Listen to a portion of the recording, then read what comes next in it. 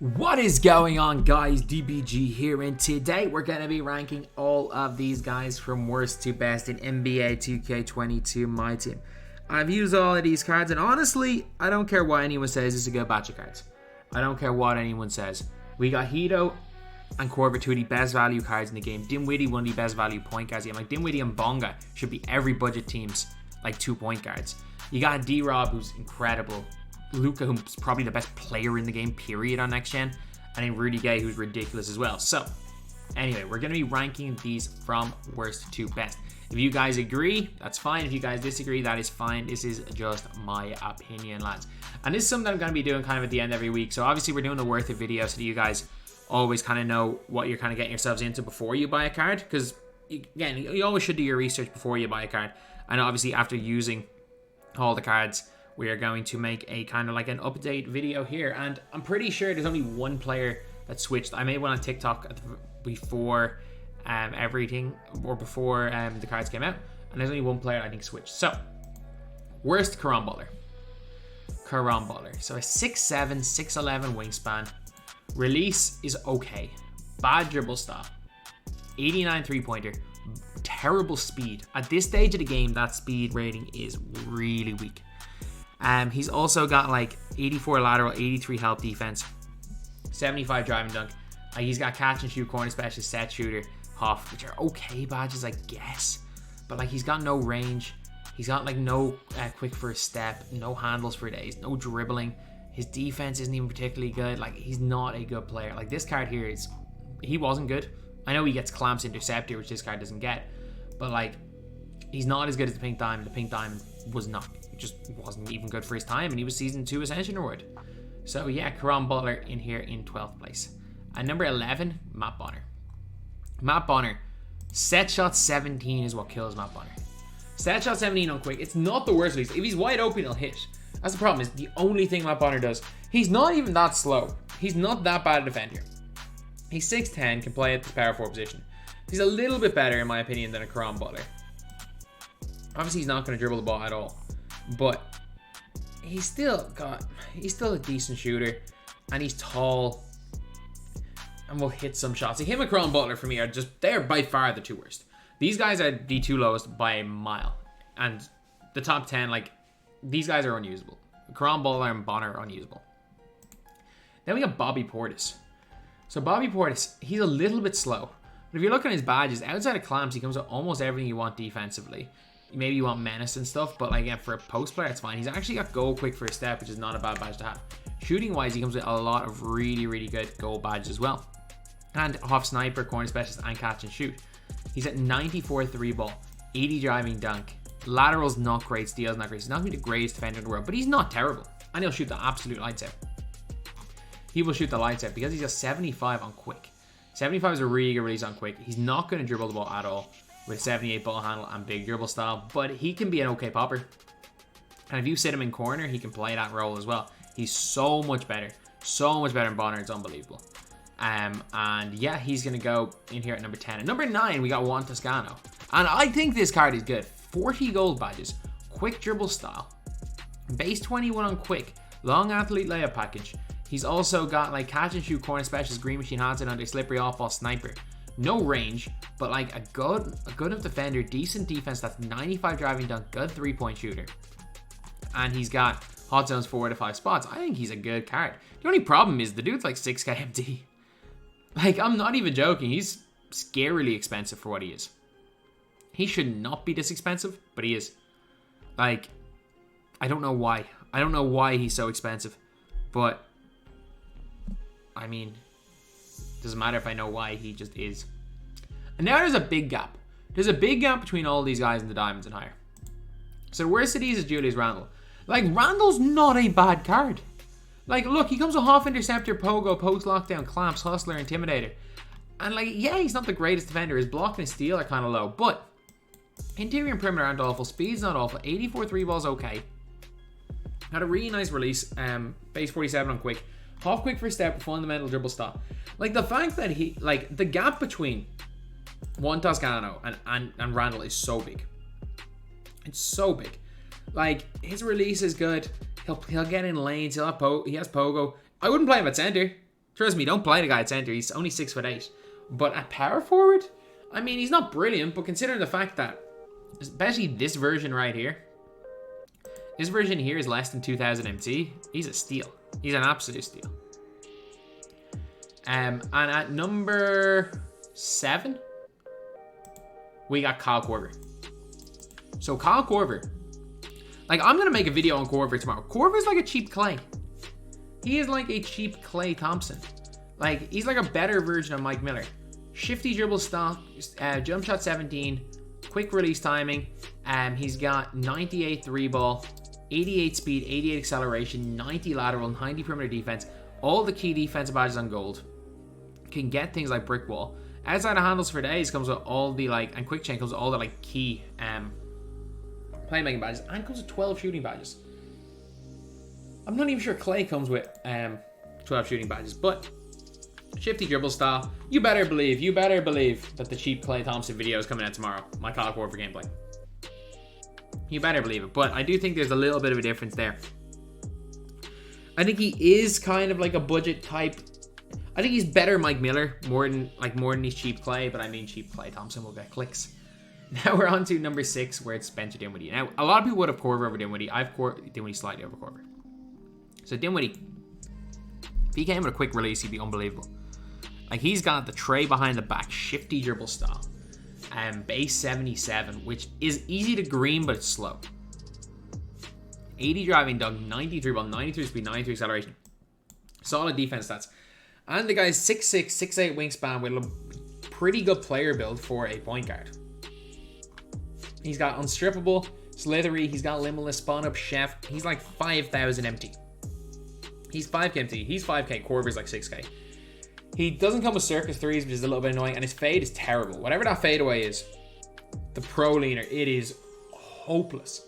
It is absolutely hopeless. I've been trying to shoot fades with him, and it's just so freaking slow.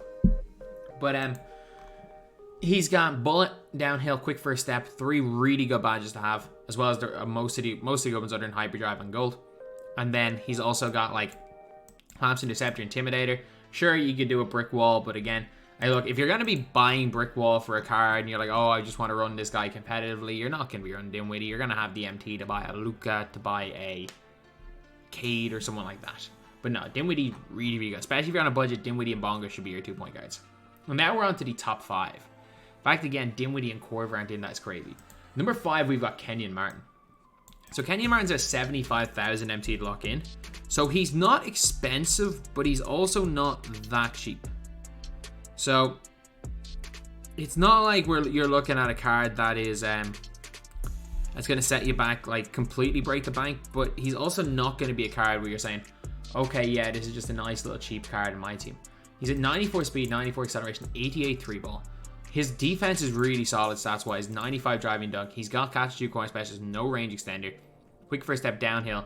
However, he does only come with fundamental dribble style, which is still not bad. Great dunk packages. He's got base 75 on quick, which is so chic. Interceptor, Intimidator, Pogo, Rim Protector, or Rebound Chaser, Clamps, Hustler, Box. He's got all the key defense badges other than like Ball Stripper and Pickpocket. Honestly, the card that I compare this card to is this guy here. I think he's a way better version of Josh Smith. Like, if you're looking at stats, he's plus 49. Josh Smith is better at a few things defensively. He's definitely a better lateral.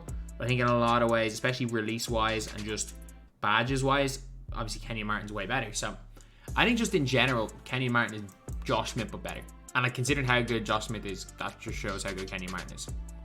Number 4, we get Yejito Turcolu. Hedo's insane. Like, Hedo's genuinely insane. Like, all green, outside of shot IQ, which doesn't matter as a stat. All green, or is this dark green, light green? I don't know. Every stat's above 80.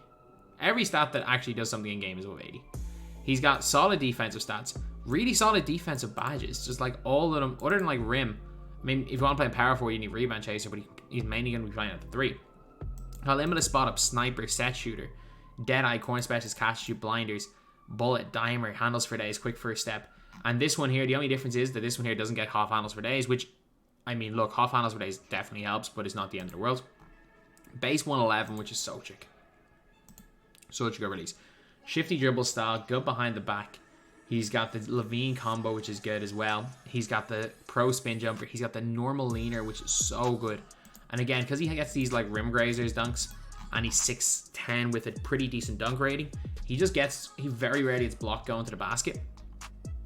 And yeah, he's for me one of the best, probably the best value card in the game. More so this one, because this card here is like pushing like 20k, whereas this card here is 10k. And I'm like, is it worth it to get half handles for days, pay twice the price? I mean, for me, I don't really see much of a difference, but for some of you guys, yeah, it'll be obviously better getting the signed one. But yeah, Hedo's one of the best cards in the game, and I would not be surprised to see at least one person running Yejito Turcolu. Maybe not on current gen, but on the next gen 250, I would not be surprised to see at least one person running Yejito Turcolu. And number 3, this is my one switch from TikTok, is that I have Rudy Gay at number 3. 93 speed, 93 acceleration, 91 three-pointer, 97 three-ball, great lateral, solid steal rating, half interceptor, clamps, pogo. Again, can't get brick wall, which is kind of killer.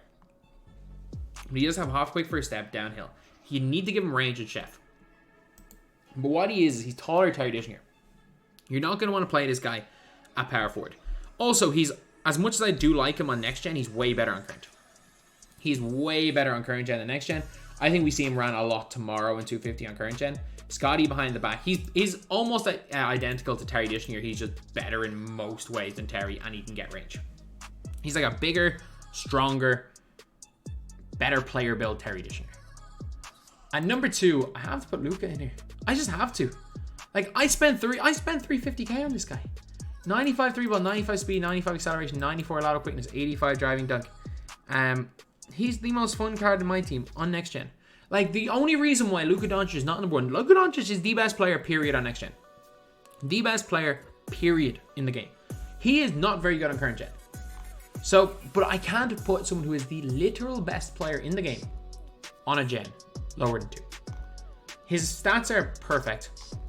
He has Luka Doncic on very quick. You already couldn't contest Luka Doncic on normal. He now has it on very quick. You just can't contest the guy. You will just shoot the ball when someone will be in his face. You will shoot it and it'll go in.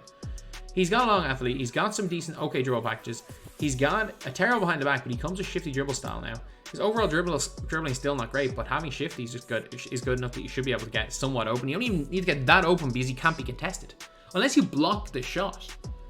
Like, unless you literally block the shot, it's hard to contest. He also comes with half sniper, limitless spot up, clutch shooter, circus 3, chef, catch and shoot, blinders. Like, with all these badges, trust me, it's ridiculous, this release. And he also comes with interceptor and clamp, so he's not going to guard ball that well, but he's still going to be a ridiculously good defender. Like, Luka, in my opinion, next gen, you're going to see him being ran on 80% of the guys' squads in 250. I think about 80% of the squads are going to go on Luka Doncic in 250 on next gen. Current gen, if we see even one of him, it's a shock. But next gen, I'd say 80-90% are going to have Luka, which is why I have Luka rated so highly. Then we've got David Robinson at number 1. David Robinson is my prediction. Out of the 64 teams, he is my prediction to be the most seen player this weekend. I think David Robinson is going to be the most used player. Whether it be at center or at power forward, he's got the height to match up with anybody. He's got the strength to match up with anybody. Whereas you might say, oh, Porzingis is a little bit weak. D-Rob's not weak. Yao is a little bit slow. D-Rob's not slow. People are going to be running David Robinson with Yao. People are going to be running David Robinson with Shaq. There's so many ways to use this card. But the way the game is played, especially on next gen, I think he's going to be most people's power forward. And on current gen, I think he's going to be everybody's center. I think he's going to be the most used player, and I think he's the most versatile player in all of my team. I think, in the grand scheme of things, he's the best player in my team right now. When you take both gens into account, when you take the fact that he is, on one gen, he's probably the best power forward in the game because of the way the game's played, and on the other gen, he's almost certainly the best center in the game. Like, he's going to be, this guy is the Anthony Davis of last year. His release is absolutely chick. He's got all the key defense badges. He will actually steal the ball really well. David Robinson on quick. He's not going to dribble the ball, but who the hell cares? He's not going to miss from the corners. He's not going to miss from the wing. He's not going to miss from top. He's not going to miss at all because the dude comes a half sniper and he's got a chick release. So yeah, David Robinson for me is number 1. And I think like when I'm making my top 100 list, I would be shocked if David Robinson is not number 1 on the entire list. So number 12, Caron Butler. Number 11, Matt Bonner. Number 10, Bobby Portis. Number 9, Juan Toscano. Number 8, Randle. 7, Korver. 6, Dinwiddie. 5, Kenyan Martin. 4, Yejito Turcolu. 3, Rudy Gay. 2, Luka Doncic. And 1, D-Rob. So anyway, that is the video. Thank you guys for watching. Please like, comment, and subscribe.